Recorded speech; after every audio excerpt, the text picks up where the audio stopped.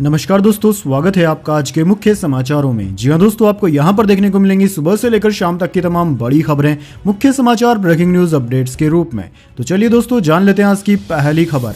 इस्तीफा नहीं देने पर अड़ी ममता बनर्जी, सुप्रीम कोर्ट में जा सकती है बंगाल की लड़ाई। जी हां दोस्तों, पश्चिम बंगाल चुनाव में करारी हार के बाद तृणमूल कांग्रेस प्रमुख ममता बनर्जी ने पार्टी के नवनिर्वाचित विधायकों के साथ बैठक की। इस बैठक में भी ममता ने दोहराया कि वह पद से इस्तीफा नहीं देगी और विधानसभा के भीतर विरोध दर्ज कराएगी। सूत्रों के अनुसार बैठक में ममता ने कहा कि मैं इस्तीफा नहीं दूंगी, उन्हें मुझे बर्खास्त करने दीजिए। अगर केंद्र सरकार चाहे तो राष्ट्रपति शासन लागू करे। उन्होंने कहा कि उनका मुख्यमंत्री पद से इस्तीफा नहीं देना एक तरह का प्रोटेस्ट है। वहीं दोस्तों, अभिषेक बनर्जी ने भी इस बात का समर्थन करते हुए कहा कि यह उनका विरोध जताने का तरीका है, क्योंकि उनका मानना है कि चुनाव में जबरन उनका जनादेश छीन लिया गया। चलिए दोस्तों, आगे बढ़ते हैं। बंगाल में भाजपा को टीएमसी से 32 लाख वोट ज्यादा मिले। एसआईआर से हर सीट पर 30,000 वोटर हटे। 176 सीटों पर लगभग इतने ही मार्जिन से बीजेपी जीती। दरअसल दोस्तों, पश्चिम बंगाल की विधानसभा चुनाव में भाजपा को एक तरफा जीत मिली है। भाजपा को 207 और टीएमसी को 80 सीटें मिली। भाजपा को कुल 2,92,24,806 वोट मिले। वहीं टीएमसी को 2,60,13,377 वोट मिले। दोस्तों, बीजेपी को टीएमसी से 32,11,427 वोट ज्यादा मिले हैं, यानी कि 293 सीटों के हिसाब से भाजपा को हर सीट पर औसत 10,960 वोट ज्यादा मिले। राज्य में स्पेशल इंसेंटिव रिवीजन यानी कि एसआईआर से कुल 91 लाख वोट कटे, यानी कि हर सीट पर औसतन 30,000 वोटरों के नाम काटे गए। कुल मिलाकर 293 सीटों में से 176 पर जीत का अंतर महज 30,000 से कम और 117 सीटों पर 30,000 से अधिक रहा। ऐसे में टीएमसी अब चुनाव नतीजों को कोर्ट में चुनौती दे सकती है। चलिए दोस्तों, जान लेते हैं अगली बड़ी खबर। तमिलनाडु में विजय की शपथ टल सकती है। सरकार बनाने के लिए 118 विधायक जरूरी, टीवीके के पास 113 हैं। बंगाल में 9 मई को भाजपा सरकार की शपथ। दरअसल दोस्तों, तमिलनाडु में 7 मई को नई सरकार का शपथ ग्रहण समारोह टल सकता है। टीवीके चीफ विजय ने बुधवार को लोक भवन में राज्यपाल से मिलकर सरकार बनाने का दावा पेश किया। सूत्रों के अनुसार विजय ने 113 विधायकों का समर्थन पत्र सौंपा है। समर्थन पत्र में टीवीके 107 और कांग्रेस के 5 विधायकों के हस्ताक्षर हैं। एएनआई के सूत्रों के अनुसार राज्यपाल राजेंद्र अर्लेकर ने 118 विधायकों के समर्थन के पत्र की मांग की। इस पर विजय ने समर्थन के लिए समय मांगा है। चलिए दोस्तों, जान लेते हैं अगली खबर। पब्लिक वाईफाई का पूरे देश में एक ही पासवर्ड होगा। अब बार बार ओटीपी से राहत मिलेगी। देश में 4 लाख हॉटस्पॉट, ट्राई ने सुझाव मांगे।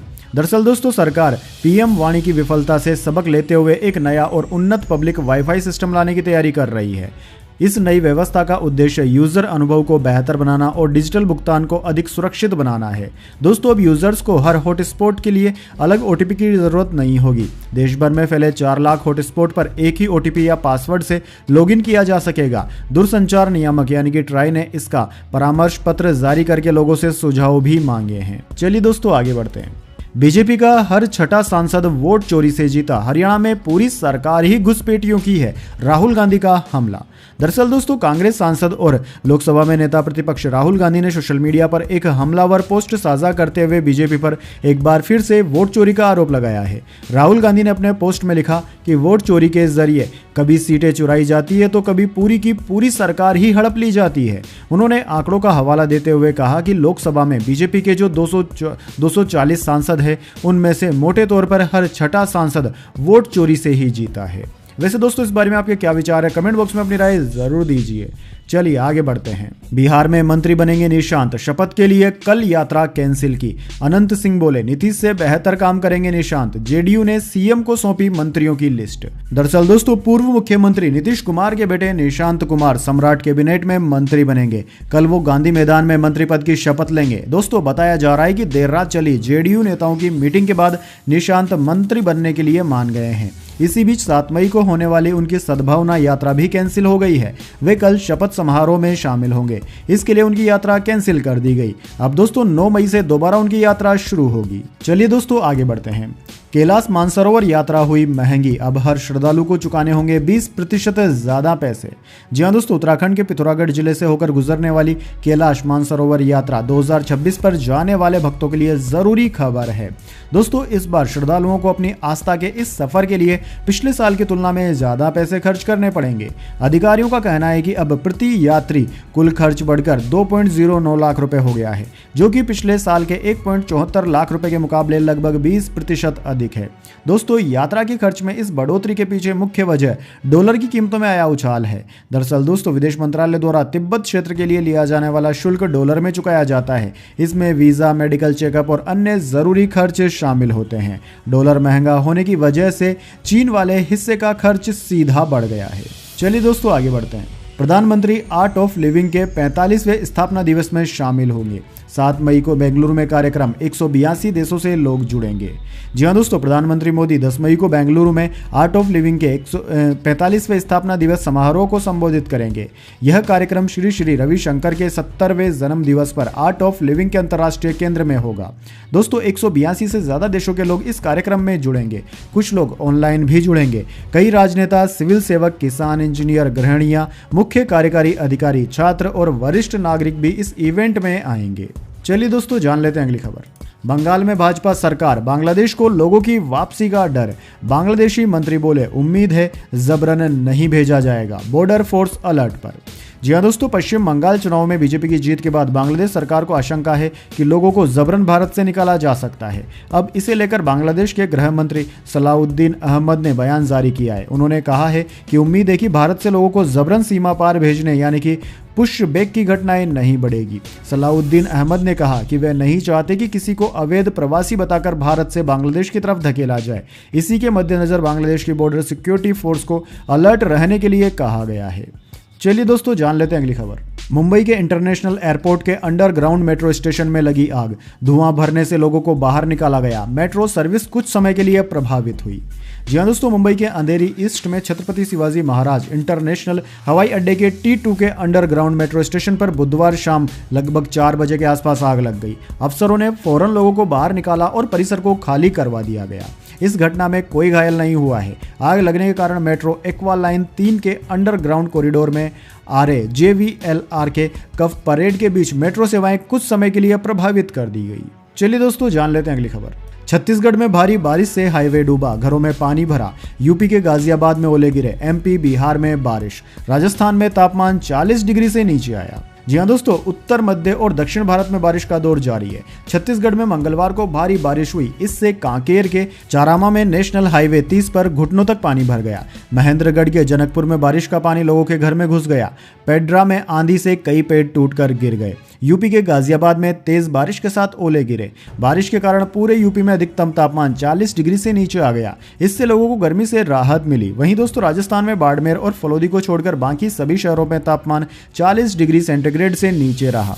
इधर दोस्तों, बिहार और मध्य प्रदेश में भी बारिश का दौर जारी है। बिहार में पिछले 24 घंटे में 89.7 mm बारिश रिकॉर्ड की गई, जो सामान्य से 182% अधिक है। वहीं राज्य में 7 मई तक आंधी बारिश जारी रहेगी। MP के 28 जिलों में बुधवार को तेज आंधी बारिश के साथ बारिश का अलर्ट भी है। चलिए दोस्तों, जान लेते हैं अगली खबर। बिहार में दौड़ेगी ई-बसें और AI से सुधरेगा गवर्नेंस। कैबिनेट मीटिंग में 20 प्रस्तावों को मिल गई हरी झंडी। जी हां दोस्तों, बिहार कैबिनेट ने विकास, प्रौद्योगिकी और सुशासन को नई दिशा देते हुए 20 महत्वपूर्ण प्रस्तावों को मंजूरी दे दी है। दोस्तों, बिहार के नए मुख्यमंत्री सम्राट चौधरी की अध्यक्षता में बुधवार को हुई कैबिनेट बैठक में तकनीकी, स्वास्थ्य, परिवहन और चुनाव सुधार से जुड़े 20 बड़े फैसले लिए गए। बैठक के बाद अपर मुख्य सचिव अरविंद कुमार चौधरी ने विस्तार से इसकी जानकारी दी। सरकार का जोर आधुनिक व्यवस्था, पारदर्शिता और जन सुविधाओं पर है। इन फैसलों से बिहार को डिजिटल और स्मार्ट राज्य बनाने की दिशा में मजबूत कदम बढ़ाए जाएंगे। चलिए दोस्तों, जान लेते हैं अगली खबर। महाराष्ट्र की डिप्टी मुख्यमंत्री सुनेत्रा पवार ने राज्यसभा से दे दिया इस्तीफा। बारामती से बनी है विधायक। जी हाँ दोस्तों, महाराष्ट्र की उप मुख्यमंत्री सुनेत्रा पवार ने अपनी राज्यसभा सीट से इस्तीफा दे दिया है। राज्यसभा के सभापति ने उनका इस्तीफा स्वीकार भी कर लिया। दोस्तों, हाल ही में सुनेत्रा पवार बारामती उपचुनाव में जीत हासिल कर विधायक बनी है। ये सीट अजीत पवार के निधन के बाद खाली हुई थी। 23 अप्रैल को वोटिंग हुई और 4 मई को घोषित हुए नतीजों में सुनेत्रा पवार को जीत मिली। बारामती उपचुनाव में सुनेत्रा पवार सहित 21 उम्मीदवार मैदान में थे। इस सीट से कांग्रेस, शिवसेना, यूबीटी, शरद पवार गुट जैसे विपक्षी दलों ने भी अपना उम्मीदवार नहीं उतारा था। चलिए दोस्तों, जान लेते हैं अगली खबर। बिहार में नीतीश के बेटे निशांत को भी मिलेगा मंत्री पद। कल जेडीयू कोटे से 12 नेता लेंगे शपथ। जी हां दोस्तों, आपने बिल्कुल सही सुना। बिहार में गुरुवार को सम्राट चौधरी सरकार का बड़ा कैबिनेट विस्तार होने जा रहा है, जिसमें करीब 27 से 28 मंत्री शपथ ले सकते हैं। पटना के गांधी मैदान में होने वाला यह समारोह राजनीतिक शक्ति प्रदर्शन माना जा रहा है। जदयू कोटे से निशांत कुमार समेत कई नेताओं के मंत्री बनने की चर्चा है। भाजपा, जदयू और सहयोगी दलों के बीच संतुलन साधने की कोशिश दिख रही है। प्रधानमंत्री मोदी और अमित शाह समेत कई बड़े नेता कार्यक्रम में शामिल हो सकते हैं। चलिए दोस्तों, जान लेते हैं इसके बाद अगली बड़ी खबर। लेकिन उससे पहले मेरी आपसे एक छोटी सी रिक्वेस्ट है, अगर दोस्तों आपको अभी तक हमारी न्यूज़ पसंद आई है तो इसे एक छोटा सा लाइक जरूर दीजिए, और अगर आपको पसंद नहीं आई है तो बेशक आप डिसलाइक भी कर सकते हैं, लेकिन दोस्तों लाइक और डिसलाइक जरूर कीजिए। चलिए आगे बढ़ते हैं। सेंसेक्स 941 अंक चढ़कर 77,959 के स्तर पर बंद हुआ। निफ्टी भी 298 अंक चढ़ा। फार्मा और सरकारी बैंकिंग शेयर से सबसे ज्यादा चढ़े। जी हाँ दोस्तों, भारतीय शेयर बाजार में बुधवार को तेजी देखने को मिली। सेंसेक्स 941 अंक की तेजी के साथ 77,959 के स्तर पर बंद हुआ। निफ्टी में भी 298 अंकों की तेजी रही। ये 24,331 पर बंद हुआ। वहीं दोस्तों, सेंसेक्स के 30 में से आज 21 शेयरों में तेजी और 9 में गिरावट देखने को मिली। Auto, financial services, pharma, banking और रियल्टी शेयर में 2% से ज्यादा की बढ़त देखने को मिली। वहीं दोस्तों, बात करें निफ्टी 50 के टॉप गेनर और टॉप लूजर स्टॉक्स की, तो दोस्तों आज के शेयर बाजार में निफ्टी 50 के टॉप गेनर्स में इंडिगो, TMPV और श्रीराम फाइनेंस रहे, जबकि निफ्टी 50 के टॉप लूजर्स में ONGC, रिलायंस और पावर ग्रिड रहे। चलिए दोस्तों, जान लेते हैं अगली खबर। सोना 3,000 रुपए बढ़कर 1.51 लाख पर पहुंचा। इस साल 18,000 महंगा हो चुका। चांदी 9,000 चढ़कर 2.49 लाख की हुई। जी हाँ दोस्तों, सोने और चांदी के दाम में आज बढ़त देखने को मिली। Indian bullion and jewellers association के अनुसार 10 ग्राम 24 कैरेट सोना 3,000 रुपए बढ़कर 1.51 लाख रुपए पर पहुंच गया। इससे पहले दोस्तों यह 1.48 लाख रुपए पर था। वहीं दोस्तों 1 किलो चांदी 9,000 रुपए बढ़कर 2.49 लाख रुपए प्रति किलोग्राम पर पहुंच गई है। इससे पहले इसकी कीमत 2.40 लाख रुपए थी। वहीं दोस्तों बात करें कैरेट के हिसाब से क्या चल रही है सोने की कीमतें, तो दोस्तों 24 कैरेट सोना 1,50,860 रुपए प्रति 10 ग्राम का है। 22 कैरेट सोना 1,38,188 रुपए प्रति 10 ग्राम का है, जबकि 18 कैरेट सोने की कीमत 1,11,345 रुपए प्रति 10 ग्राम के भाव पर चल रही है। चलिए दोस्तों जान लेते हैं अगली बड़ी खबर। ईरान जंग 48 घंटे में खत्म हो सकती है। 14 शर्तों का समझौता हुआ तैयार। अमेरिका ईरान प्रॉपर्टी लौटाएगा, ईरान होर्मुज़ खोलेगा, न्यूक्लियर प्रोग्राम भी रोकेगा। जी हाँ दोस्तों, अमेरिका और ईरान में युद्ध खत्म करने और परमाणु बातचीत का रास्ता तय करने के बेहद करीब बातचीत पहुंच गई है। अमेरिकी वेबसाइट एक्सियोस की एक रिपोर्ट के अनुसार ईरान 48 घंटे के भीतर सीज फायर को लेकर सहमति दे सकता है। दोस्तों दोनों देशों के बीच में 14 पॉइंट वाला समझौता यानी कि MOU तैयार हो गया है। हालांकि अभी यह फाइनल नहीं हुआ है, लेकिन बातचीत पहले से ज्यादा आगे बढ़ चुकी है। समझौते की कुछ शर्तें इस प्रकार से है, जैसे कि सबसे पहले युद्ध खत्म करने की घोषणा होगी। 30 दिनों तक दोनों देशों की विस्तृत बातचीत होगी। इसमें होर्मुज़ परमाणु कार्यक्रम, अमेरिकी प्रतिबंधों में ढील जैसे मुद्दे होंगे। दोनों देशों के बीच बातचीत के लिए इस्लामाबाद या फिर जिनेवा जैसे शहरों पर विचार हो रहा है। दोस्तों ड्राफ्ट के अनुसार ईरान न्यूक्लियर प्रोग्राम को कुछ समय के लिए रोक भी सकता है। चलिए दोस्तों जान लेते हैं अगली बड़ी खबर। वंदे मातरम गीत को राष्ट्रगान जैसा दर्जा, कैबिनेट की मंजूरी। अपमान करने या गायन में बाधा डालने पर सजा और जुर्माना। जन गण मन से पहले गाया जाएगा। दरअसल दोस्तों केंद्र सरकार ने वंदे मातरम को राष्ट्रगान यानी कि जनगण मन के समान दर्जा देने का फैसला कर लिया है। पश्चिम बंगाल विधानसभा चुनाव में भाजपा को मिली जीत के बाद प्रधानमंत्री मोदी की अध्यक्षता में हुई कैबिनेट की पहली बैठक में यह फैसला लिया गया। बैठक में राष्ट्रीय गौरव अपमान निवारण अधिनियम में संशोधन के प्रस्ताव को भी मंजूरी दे दी गई। कैबिनेट के फैसले के अनुसार बंकिम चंद्र चटर्जी रचित वंदे मातरम पर अब वही नियम और पाबंदियां लागू होगी जो वर्तमान में राष्ट्रगान पर लागू है। यानी कि दोस्तों इसके अपमान या गायन में बाधा डालने की स्थिति में सजा होगी। अभी राष्ट्रीय ध्वज, संविधान और राष्ट्रगान के अपमान पर जेल, जुर्माना या दोनों का प्रावधान है और अब वंदे मातरम भी इसमें शामिल किया जाएगा। चलिए दोस्तों जान लेते हैं अगली खबर। बेंगलुरु की जगह अहमदाबाद में होगा आईपीएल का फाइनल मुकाबला। बीसीसीआई ने जारी किया शेड्यूल। प्लेऑफ के 2 मैच न्यू चंडीगढ़ और एक धर्मशाला में होगा। दरअसल दोस्तों आईपीएल के मौजूदा सीजन का फाइनल मुकाबला अहमदाबाद में खेला जाएगा। पहले बीसीसीआई की योजना थी कि फाइनल मैच बेंगलुरु में कराया जाए, वहीं प्लेऑफ के 3 मुकाबले 2 अलग अलग शहरों न्यू चंडीगढ़ और धर्मशाला में होंगे।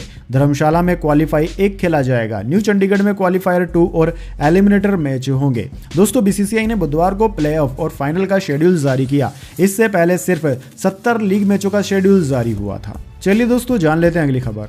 मुख्यमंत्री बनने के लिए एनडीए विधायक तोड़ सकते हैं थलापति। स्टालिन को छोड़कर साथ आई कांग्रेस, अब एआईएडीएमके में सेंधमारी की है तैयारी। दरअसल दोस्तों तमिलनाडु में थलापति विजय की पार्टी तमिलंगा वेत्री कंगड़म 108 सीटें जीतकर सबसे बड़ी पार्टी तो बन गई, लेकिन बहुमत से दूर है। सरकार बनाने के लिए 118 विधायक चाहिए। विजय को 2 सीटों पर जीत है, इसलिए 1 सीट छोड़नी होगी, यानी कि टीवीके के पास 107 सीटें ही रहेंगी। कुल सीटें 233 हो जाएंगी, लेकिन बहुमत साबित करने का आंकड़ा 118 ही रहेगा। ऐसे में टीवीके को 11 विधायक और चाहिए। दोस्तों टीवीके के सोर्स बताते हैं कि गठबंधन के लिए दूसरी पार्टियों से बात चल रही है। 5 विधायकों वाली कांग्रेस ने विजय को समर्थन दे दिया है। पार्टी के नेताओं ने टीवीके हेडक्वार्टर जाकर विजय को समर्थन पत्र भी सौंप दिया। इसके लिए कांग्रेस ने डीएमके से 22 साल पुराना गठबंधन भी तोड़ लिया। बाकी 6 विधायकों के लिए वीसीके, सीपीआई और सीपीएम से बात हो रही है। चलिए दोस्तों जान लेते हैं अगली खबर। सुप्रीम कोर्ट में जजों की संख्या बढ़कर 37 होगी। कैबिनेट ने प्रस्ताव को मंजूरी दी। संसद के अगले सत्र में बिल पेश होगा। जी हां दोस्तों, केंद्रीय कैबिनेट ने सुप्रीम कोर्ट में जजों की संख्या 33 से बढ़ाकर 37 करने के प्रस्ताव को मंजूरी दे दी है। सरकार संसद के अगले सत्र में इससे जुड़ा विधेयक पेश करेगी। केंद्रीय मंत्री अश्विनी वैष्णव ने मंगलवार को बताया कि सुप्रीम कोर्ट में फिलहाल चीफ जस्टिस समेत 33 जजों की तय संख्या है। सरकार इनमें 4 नए जज जोड़ना चाहती है। इसके लिए संसद के अगले सत्र में बिल लाया जाएगा। दोस्तों कैबिनेट की मंजूरी के बाद 1956 के कानून में संशोधन किया जाएगा। संशोधन के अनुच्छेद 124(1) के तहत सुप्रीम कोर्ट में जजों की संख्या बढ़ाने का अधिकार संसद के पास है। कानून लागू होने के बाद सुप्रीम कोर्ट कोलेजियम नए जजों के नाम सरकार को भेज देगा। चलिए दोस्तों जान लेते हैं अगली खबर। शिखर धवन ने गुरुग्राम में रजिस्टर्ड मैरिज कराई। विदेशी मूल की पत्नी सोफी संग डॉक्यूमेंट साइन किए। 2 महीने पहले की थी शादी। दरअसल दोस्तों पूर्व इंडियन क्रिकेटर शिखर धवन ने बुधवार को गुरुग्राम पहुंचकर अपनी मैरिज रजिस्टर्ड करा ली है। पत्नी सोफी शाइन के साथ रजिस्ट्रार ऑफिस पहुंचकर शिखर ने मैरिज डॉक्यूमेंट साइन किए। इस दौरान शिखर के कुछ नजदीकी लोग भी मौजूद रहे। रजिस्ट्रार ऑफिस में शिखर डार्क ब्लू टी शर्ट और Sophie light sky blue colour का टॉप पहने नजर आई। पत्नी के डॉक्यूमेंट साइन करने के दौरान पीछे से एक व्यक्ति ने मजाकिया अंदाज में कहा, पंडित का फोटो आ रहा है या नहीं। चलिए दोस्तों जान लेते हैं अगली खबर। राजा शिवाजी ने बॉक्स ऑफिस पर बनाया रिकॉर्ड, बनी 4थी हाईएस्ट ग्रोसिंग मराठी फिल्म। दरअसल दोस्तों रितेश देशमुख की फिल्म राजा शिवाजी को फैंस बहुत पसंद कर रहे हैं। बॉक्स ऑफिस पर फिल्म रिकॉर्ड ब्रेकिंग कमाई कर रही है। फिल्म को अच्छे रिव्यू मिले हैं और पॉजिटिव माउथ पब्लिसिटी का भी फायदा मिल रहा है। फिल्म ने 50 करोड़ क्लब में एंट्री कर ली है। इसी के साथ फिल्म 4थी हाईएस्ट ग्रोसिंग मराठी फिल्म भी बन गई है। दोस्तों सेकनिल के अनुसार फिल्म ने 5 दिनों में 52.68 करोड़ की कमाई कर ली। वहीं फिल्म ने नेट 46.90 करोड़ रुपए की कमाई की है। चलिए दोस्तों जान लेते हैं अगली बड़ी खबर। महाराष्ट्र में नहीं होगी सरकारी कर्मचारियों की हिंदी परीक्षा, फडणवीस सरकार ने लगाई रोक। जी हाँ दोस्तों, महाराष्ट्र में पिछले काफी समय से हिंदी और मराठी भाषा को लेकर विवाद बढ़ा है। महाराष्ट्र नवनिर्माण सेना एमएनएस के नेता या शिवसेना यूबीटी गुट के नेताओं ने राज्य सरकार के उस फैसले का विरोध किया है जिसमें हिंदी को भी अनिवार्य करने की बात कही गई थी। अब दोस्तों महाराष्ट्र के भाषा विवाद के बीच एक नई खबर सामने आई है। राज्य की देवेंद्र फडणवीस सरकार ने राज्य सरकार के अधिकारों और कर्मचारियों की हिंदी भाषा टेस्ट पर रोक लगा दी है। इससे पहले यह परीक्षा 28 जून को प्रस्तावित थी। तो दोस्तों यह थी आज की तमाम बड़ी खबरें। इसके बाद दोस्तों बारी आती है आज के माइंड क्यूज क्वेश्चन की। जी हाँ दोस्तों, एक आसान से सवाल का जवाब देकर आप जीत सकते हैं एक सरप्राइज गिफ्ट हमारे यूट्यूब चैनल की ओर से। तो दोस्तों आज का सवाल आपकी स्क्रीन पर आ चुका है। आधुनिक भारत का जनक किस महान व्यक्तित्व को कहा जाता है? जी हाँ दोस्तों, अगर आप जानते हैं उन महापुरुष का नाम जिनको कि आधुनिक भारत का जनक कहा जाता है तो जल्दी से उनका नाम कमेंट्स में लिख दीजिए। अगर दोस्तों आपका जवाब होता है एकदम सही और आप चुने जाते हैं लकी विजेता के रूप में, तो आपको मिल सकता है एक सरप्राइज गिफ्ट हमारे यूट्यूब चैनल की ओर से। तो दोस्तों जल्दी से अपना उत्तर कमेंट्स में लिख दीजिए, वीडियो को लाइक कर लीजिए और चैनल को सब्सक्राइब करके बेल आइकन जरूर से दबा लें। धन्यवाद। वंदे मातरम। जय हिंद, जय भारत।